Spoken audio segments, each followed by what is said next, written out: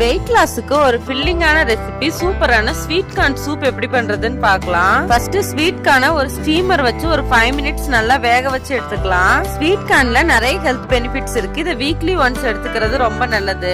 வேக வச்ச ஸ்வீட் கார்னை இந்த மாதிரி முத்துக்களா பிரிச்சு எடுத்துட்டு 2 பகுதியா பிரிச்சுக்கோங்க. ஒரு பகுதியை மிக்சியில சேர்த்து கிரஷ் பண்ணி எடுத்துக்கோங்க.